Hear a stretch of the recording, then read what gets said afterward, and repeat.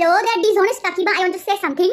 আপনাদের বাড়িতে আপনার ছেলে মেয়ে নাতি নাতনি পতি পত্নী যে কেউ যদি কখনো ভালো রেজাল্ট করে দয়া করে আমাদের বাড়িতে 1 কেজি মিষ্টি নিয়ে কখনো আসবেন না। আমার সব থেকে বেশি প্রবলেম হয়, প্লিজ ট্রাই টু আন্ডারস্ট্যান্ড।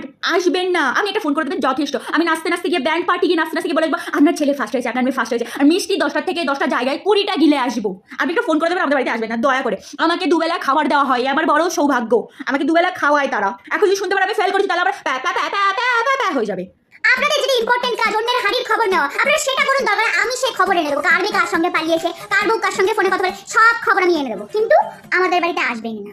আমার মা এমনিতেই উমো, তারপরে যদি আপনারা ধূপের ধুয়ো দেন তাহলে বুঝতে পারছেন ব্যাপারটা কেমন। আমার মা এমনিতেই ভাঙা ক্যাসেট, তারপরে যদি আপনার পেছন থেকে কাঠি গুজেন তাহলে আমার সব কিছু সইতে হয়।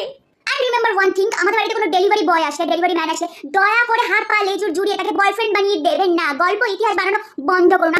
ফুলির বাপ শুনছনি, পাশের বাড়ি জুতির মা এসে 1 কেজি মিষ্টি দিয়া গেল।